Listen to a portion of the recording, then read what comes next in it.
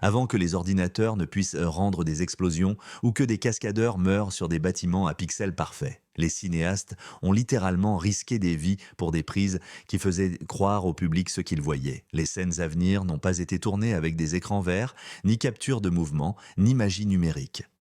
De vrais acteurs ont réalisé des cascades dangereuses pendant que les caméras tournaient, capturant des moments qui enverraient aujourd'hui les assureurs à l'arrêt cardiaque. Certains cascadeurs en sont sortis avec des os cassés, des commotions et de graves brûlures, comme des cicatrices de guerre. D'autres n'en sont pas sortis. À l'époque, les cinéastes privilégièrent le danger à la sécurité. L'authenticité signifiait un péril réel. One Police Story, descente d'un mât. En 1985, Jackie Chan dévale un mât géant couvert de milliers de lumières. Cela demeure choquant, même après des décennies. Ce que le public n'a pas réalisé en voyant la scène, c'est que les lumières transforment cette descente apparemment simple en un instrument de torture. Les ingénieurs ont installé ces lumières pour le spectacle visuel sans tenir compte de la chaleur qu'elles dégagent et qui se propage sans arrêt. Lorsque Shan commença sa descente, le poteau chauffé brûla ses mains et ses jambes, brûlant sa peau. Au fur et à mesure que le cascadeur glissait plus vite, cherchant du soulagement, de nombreuses lumières se brisèrent à l'impact, formant des arêtes qui mirent du sang. L'atterrissage déboîta son bassin. Un acteur ordinaire aurait appelé les secours. Jackie Chan a fini la scène. Son engagement pour l'authenticité signifiait accepter les blessures comme une exigence pro, et non comme une raison d'arrêter le tournage. La scène demanda plusieurs prises, et chaque prise aggravait les dégâts. Ce que vit le public était un engagement sans faille pour le cinéma, dépassant ce que les normes de sécurité modernes autoriseraient. La descente du poteau devint immortelle car la souffrance réelle fut filmée. La volonté de Shan d'endurer une douleur réelle a changé une simple cascade en quelque chose qui dépasse la chorégraphie. L'histoire policière a démontré qu'un engagement pratique produit une authenticité à l'écran que CGI ne pourrait jamais copier. Quoi qu'il en soit des progrès tech, ce moment reste puissant car voir quelqu'un souffrir en temps réel est terrifiant. Deux voitures de poursuite dans les rues, 1968. Le réalisateur Peter Yates a fermé 30 pâtés de maison à San Francisco pendant 3 semaines. Ainsi, Steve McQueen et des cascadeurs professionnels ont pu conduire de vraies des voitures à des rapides à plus de 100 miles par heure dans des rues publiques.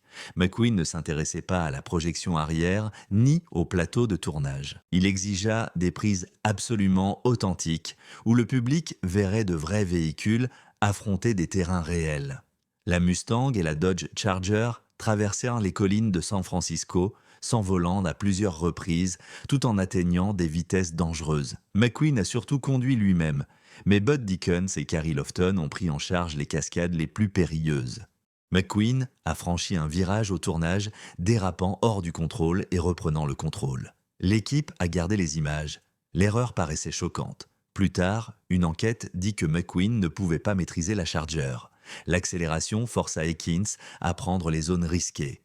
L'épouse de McQueen, Neely Adams, aurait demandé au réalisateur Yates d'utiliser des doublures de cascade après une collision qui aurait failli tuer son mari. La poursuite nécessitait bien des suspensions renforcées et des inspections nocturnes, puisque des essieux cassés à grande vitesse seraient mortels.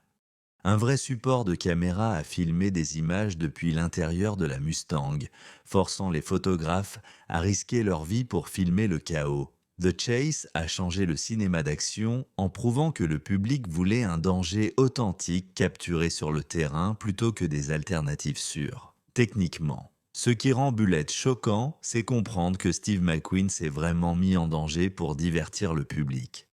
3. Porter le tuyau d'incendie du bal, scène 19-6, l'engagement de Sissy SpaceX envers le rôle d'une adolescente traumatisée. Carrie a dépassé ce qu'un coordinateur raisonnable accepterait. SpaceX dormait dans son costume ensanglanté entre les jours de tournage, s'isolant des membres du casting pour préserver l'authenticité émotionnelle.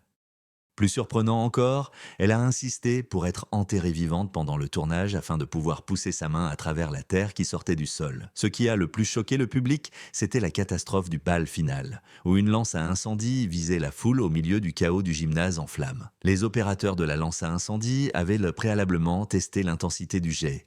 Déterminer une pression normale serait sans danger pour les cascadeurs. Quand le tournage a commencé, l'opérateur refusa d'activer toute pression, préoccupé par le risque de blessure.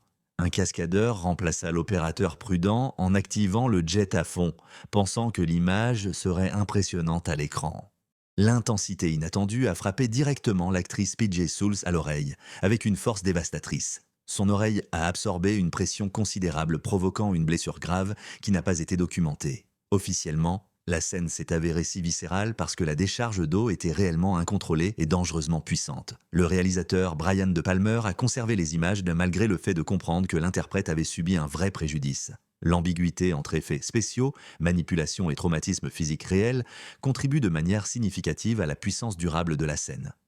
Le public ressent le vrai choc, car les acteurs vivent vraiment ce choc eux-mêmes. 4. Terminator 2, poursuite en hélico, 1991. Le réalisateur James Cameron a placé un opérateur de caméra juste sous un hélicoptère bas, à quelques pieds du sol. Pendant le tournage nocturne, le caméraman d'origine a refusé de participer, jugeant le risque.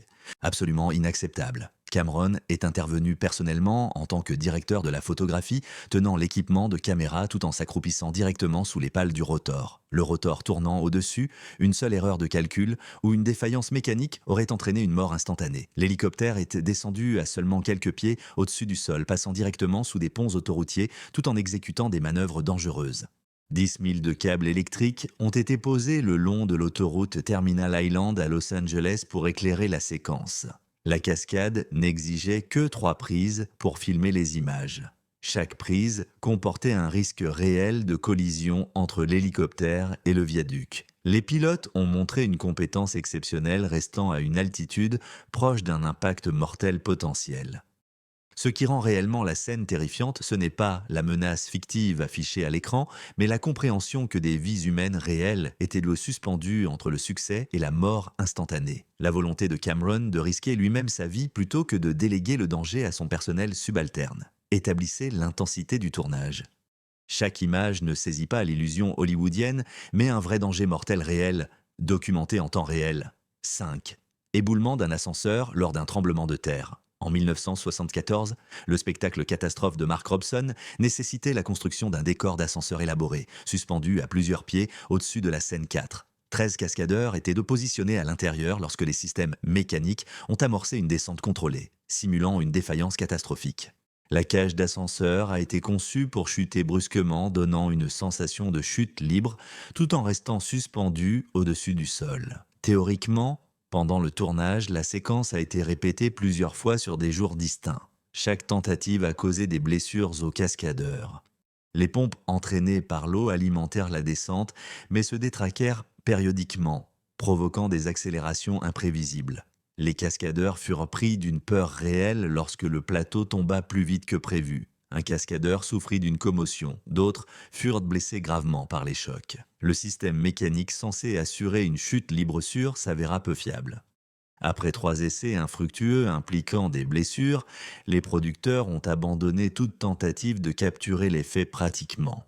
Un animateur ajouta du sang artificiel sur des images fixes du décor de l'ascenseur accidenté lors du tournage. Cette décision a changé l'apparence de la scène, transformant l'horreur viscérale en violence de dessin animé. Pourtant, le public reconnaissait encore des cascadeurs authentiques placés parmi les décombres. L'animation n'a pas effacé le chaos réel qui s'y voyait. Ce qui rend la scène dérangeante, c'est de voir de vraies personnes dans des infrastructures qui s'effondrent. Même si l'impact final était artificiellement poussé, les cascades restaient réelles, même si l'exécution technique était faible. Le bon, la brute et le truand, cascade du train, 1966. Eli Wallach fut suspendu sous un train en marche, tandis que Tuco tentait de s'évader à cette époque-là. Par une force physique, Sergio Leone insista pendant le tournage pour que Wallach fasse la cascade lui-même sans doublure. Le train accéléra à des vitesses dangereuses, Wallach restant accroché par une chaîne enroulée autour des rails dans des conditions extrêmes. Wallach s'éloigna autant que possible de la locomotive, comptant sur la physique et sur la chance. Pour éviter une collision, l'équipe négligea les marches en métal dépassant les côtés du wagon. Quand le train tonne, Wallace manqua d'heurter les marchepieds métalliques à grande vitesse. Une panique réelle se lisait sur le visage de Wallace. Lorsqu'il réalisa que sa position face au métal saillant était plus précaire qu'attendu, la scène captura une terreur authentique. Car Wallace éproua vraiment de la terreur. Léon refusa d'arrêter l'action malgré le danger. La séquence se poursuivit, capturant la vraie horreur de Wallace alors qu'il frôlait une blessure grave. Plus tard, des entretiens révélèrent que Wallace était sous le choc. Il survécut indemne à la cascade. Léon, pour l'authenticité, acceptait le risque de blessure pris par l'interprète comme coup pour une documentation émotionnelle authentique. Le pouvoir de la scène vient de la panique authentique de Wallace et non d'une prestation d'acteur habile. Son corps risque réellement une collision. 7. En 1941, Steven Spielberg autorisa Harrison Ford à exécuter la célèbre séquence d'évasion sous le rocher roulant malgré le danger évident. Un rocher de décor pesant 300 livres, construit en fibre de verre et mousse, roula vers Ford tandis qu'il fuyait désespéré. La répartition du poids rendait le rocher de décor imprévisible pendant le roulement, créant une instabilité véritable. Ford gardait un contact visuel exact avec la caméra, comme il avait été instruit, refusant de détourner le regard du danger tandis qu'un rocher plus imposant dévalait et se rapprochait davantage que prévu lors d'une prise à quelques pas du corps de Ford. Si la synchronisation de précision échouait, Ford aurait subi de graves blessures. Le directeur d'impact, Spielberg, a exprimé son horreur en voyant à quel point le rocher s'approchait dangereusement de Ford. Pendant le tournage, Spielberg a fortement insisté pour recourir à des doublures cascades lors des rencontres suivantes avec le boulder. L'insistance de Ford à faire la scène lui-même a créé un risque inutile pour un gain artistique minime. Le métrage final a capturé l'effort authentique de Ford sprintant. Son visage témoignait de l'effort. Les prises suivantes ont utilisé des doublures précisément parce que la première prise mettait Ford en danger. Pourtant, le public voit la scène comme le triomphe de Ford sur des obstacles impossibles. La volonté de Ford de prendre des risques a directement donné à la scène son vraisemblance. Le tremblement du public dans l'exécution de Ford vient en partie d'une adrénaline réelle qui circule dans son corps alors qu'il affronte le danger. 8. Le design de la scène de douche dans Psycho 1960. La scène du meurtre sous la douche d'Hitchcock a choqué le public par la suggestion plutôt que par le gore explicite. Pourtant, la production comportait un danger réel pour l'actrice Janet Leigh. Hitchcock tourna la séquence avec des images réalistes, mêlant cela à une manipulation psychologique. Le couteau n'a jamais touché le corps de Leigh, et Hitchcock a exigé que la séquence paraisse vraiment violente. L'orchestration de coupes rapides, choix sonores et proximité physique créent un traumatisme psychique chez l'interprète. Lee a eu une peur en regardant Hitchcock manipuler la perception du public par la technique du cinéma. L'eau froide, qui éclaboussait sans cesse son corps, créait un stress physique réel pendant les séances de tournage marathon éprouvantes. Hitchcock exigeait des prises sans fin pour parfaire la manipulation psychologique, afin d'accroître l'inconfort du public. Le stress physique et psychologique cumulé a beaucoup affecté Lee. Elle a ressenti une anxiété durable durant le tournage. Des entretiens ultérieurs ont révélé que cette expérience avait traumatisé Lee en dépit de l'absence de violence physique réelle. Sa détresse authentique, visible à l'écran, a directement contribué à l'impact psychologique de la scène. Le public ressent une anxiété de performance authentique. Parce que Lee a réellement éprouvé de l'anxiété, Hitchcock a délibérément créé des conditions de tournage maximisant l'inconfort des interprètes, croyant que la souffrance authentique se traduirait cinématographiquement. La scène hante le public précisément parce que l'exécution de cette scène a hanté Lee 9, cascade à moto du film La Grande Évasion, 1963, Cascade. Bud Ekins accomplit un saut à moto franchissant une clôture barbelée symbole de la frontière suisse. Le saut exigeait d'effectuer bien un wheelie sur terrain inégal puis franchir un fossé de drainage. La physique de la moto signifiait que toute erreur ferait plonger le nez. Le nez plongeait vers le bas. Ekins accéléra la moto vers la rampe à une vitesse dangereuse qui s'engagea pleinement dans le saut. La moto prit son envol, franchissant la clôture avec succès. À l'atterrissage, la roue arrière toucha le terrain sous un mauvais angle et la moto chavira. Kins fut catapulté par-dessus le guidon, retomba durement sur le sol.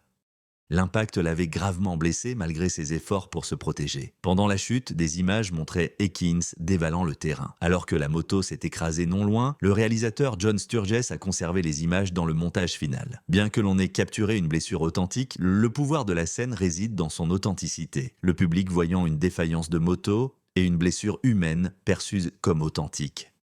Ekins rampait vers la sortie, puis poursuivait la scène. Malgré la douleur, l'engagement à filmer des cascades réelles est plus important que la sécurité des cascadeurs. Les productions modernes n'auraient jamais autorisé le tournage après une blessure aussi évidente. Pourtant, la séquence est iconique car elle montre le danger réel et ses conséquences. 10 sauts de voiture fusée Hooper. En 1978, le cascadeur Buddy Joe Hooker a piloté un véhicule propulsé par fusée depuis une rampe de 325 pieds, établissant un record du monde pour les sauts propulsés par fusée. Le véhicule était conçu pour lancer skyward, maintenir brièvement son altitude, puis redescendre sur la rampe d'atterrissage. Une seule erreur de calcul sur le mélange de carburant ou la trajectoire pourrait provoquer un crash catastrophique. Hooker éprouva une peur authentique pendant le saut, faisant confiance à la physique et à l'ingénierie. Le véhicule décolla parfaitement, franchissant la distance donnée et atterrissant sans danger. Le succès démontra un engagement total envers l'exécution pratique des cascades. Hal Needham dirigea la séquence avec précision. Des mois de préparation furent nécessaires, le danger demeurait tout au long. Si le carburant était mal dosé, le véhicule grimperait trop haut, perdant son élan ou n'atteindrait pas une altitude suffisante. Hooker ne pouvait interrompre le saut en plein vol si les calculs s'avéraient défectueux. Il resta déterminé à achever le saut, malgré les conséquences. Cette séquence est le sommet des cascades des années 70. Cela a captivé l'imagination du public car le risque humain réel était évident. Aucun ordinateur ne pouvait simuler la terreur authentique de piloter un véhicule propulsé par fusée sur un terrain. 11 séquences, Lama 1969. Steve McQueen a insisté, les séquences de course automobile de son drame montrent en réalité des images de courses réelles capturées lors d'épreuves officielles. McQueen a conduit des voitures de course, participant à des courses réelles plutôt que de filmer des scènes fictives sur des circuits sécurisés. Le film montre des images réelles de course, où des pilotes roulaient à des vitesses de course. McQueen conduisait ses voitures à des vitesses risquées, produisant des images filmées d'une compétition réelle. Des pilotes de course professionnels ont remplacé McQueen lors des séquences dangereuses. Néanmoins, une part des images montre McQueen piloter véritablement des voitures de course à grande vitesse. Plusieurs concurrents se sont écrasés lors de séquences réelles capturées pour le film. Ces accidents n'étaient donc pas chorégraphiés, mais de véritables incidents de course survenus en compétition légitime. Le film a intégré ce danger authentique dans le récit. Le public a vécu des courses réelles, une compétition authentique et des crashs. Les courses montrées dans le film comportaient un danger réel pour chaque pilote. L'engagement de McQueen envers une cinématographie de course authentique signifiait accepter que les pilotes prennent des risques, des blessures graves, voire la mort, pour le divertissement.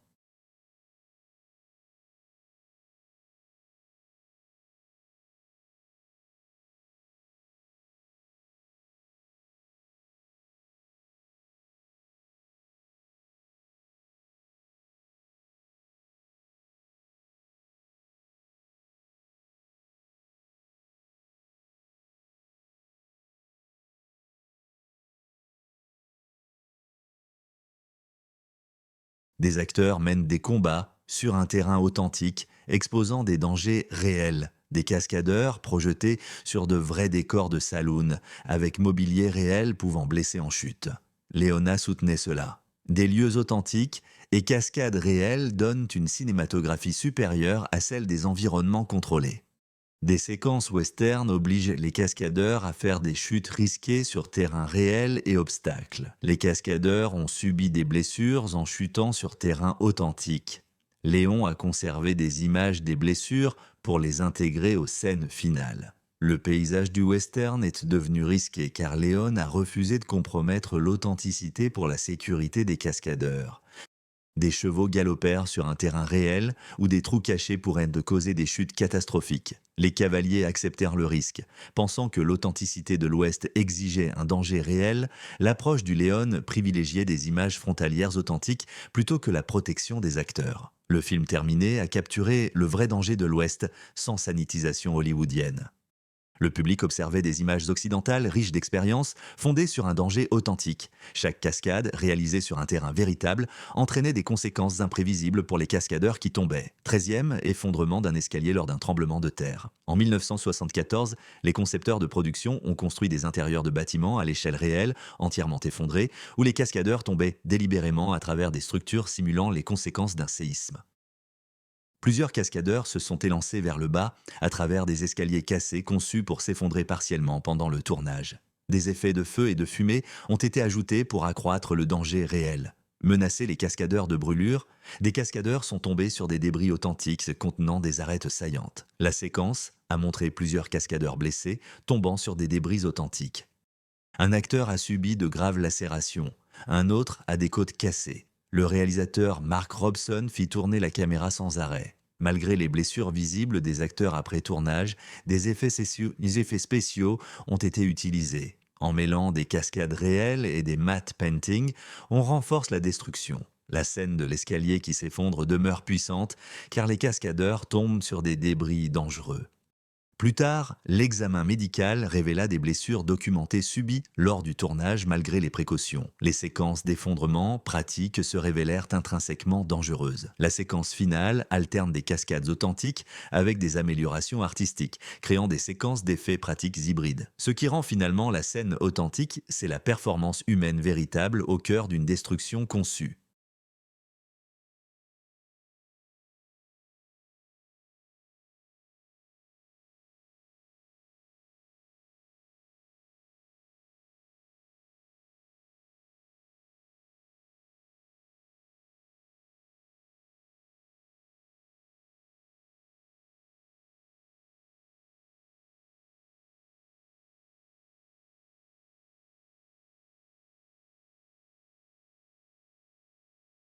Patrick a fait des poursuites à toute vitesse sur des terrains réels où trébucher signifiait une blessure. Les effets numériques furent ajoutés plus tard, créant l'illusion d'une transformation T1000. Pourtant, la cascade sous-jacente demandait un engagement athlétique réel et un risque physique. Patrick a maintenu une vitesse de sprint sur des lieux réels, comme requis pour la superposition numérique.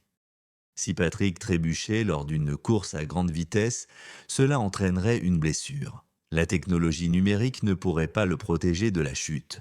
Le film présente bien une approche hybride. En mêlant cascades et effets numériques, le public pourrait croire que les séquences du TC1000 sont numériques. En réalité, la base est une performance physique réalisée par des cascadeurs, exécutant des séquences dangereuses. Cette technologie a renforcé l'intégration du travail pratique et du masque numérique, exposant le risque pour l'interprète réel. La scène réussit précisément car la base des cascades paraît authentique et l'est réellement, sans artifice. 15. Saut du bâtiment par Dave Robinson, cascadeur, en 1941. Dave Robinson a atteint le zénith des performances de cascade en sautant d'un immeuble de 16 étages sur un matelas de sécurité. Durant le tournage de La Machine de Sharkey, Robinson s'élança du bâtiment, n'emportant sur lui que des attaches de harnais minimales. Le tapis de sécurité situé en dessous représentait la seule protection entre Robinson et une blessure catastrophique. La survie de Robinson dépendait d'un atterrissage extrêmement précis. Le tapis gonflable était placé de façon optimale, mais toucher une couture erronée pourrait être fatal. La confiance de Robinson dans l'ingénierie précise et dans ses capacités athlétiques était absolue. Le saut eut lieu en une seule tentative, sans répétition. Robinson a exécuté le saut, franchissant le bâtiment et atterrissant sur le tapis. Son corps montra un contrôle physique et conserva une stabilité horizontale tout au long de la chute. La récupération après l'atterrissage nécessita entraînement et discipline. Robinson a effectué un saut de 16 étages sans blessure. Il est devenu le plus grand cascadeur de sa génération. Des cascadeurs ultérieurs tentèrent de battre les records de Robinson. Le réalisateur Bear Reynolds et les producteurs ont confié à Robinson le contrôle total de la séquence, assurant une sécurité absolue. Les sauts de Robinson, 15 étages, sont devenus légendaires dans la communauté des cascadeurs. Son engagement envers une exécution de cascades à la fois sûre et dangereuse a établi des normes qui influencent les performances de cascades modernes. La scène démontre que le danger concret peut survenir même avec un risque de blessure minimisé, mais jamais éradiqué. La précision et la maîtrise athlétique de Robinson ont transformé ce qui était potentiellement fatal. Plongé dans un accomplissement cinématographique extraordinaire, les normes modernes de sécurité des cascades ont directement évolué des travaux pionniers de Dar Robinson et de ceux qui, comme lui, acceptèrent le danger pour l'authenticité du cinéma. Combien de ces scènes avez-vous réellement constaté avoir été tournées entièrement de façon pratique, sans aucune aide numérique? Lequel vous a le plus choqué? Découvrir le réel danger. Commentez ci-dessous et dites votre réponse. Dites-moi quelle cascade des années 60 ou 80 vous a réellement surpris. Mieux encore, répondez honnêtement. Le public moderne apprécierait-il autant les cascades pratiques que s'il comprenait le risque du cascadeur? Blessures réelles? Faites entendre. Franchement, la disparition des cascades pratiques prive le cinéma d'un bien précieux et accroît la sécurité technologique. Et quel est votre avis de bien sûr? Voulez-vous revoir des approches pratiques dès le départ, même avec un risque de blessure actuel?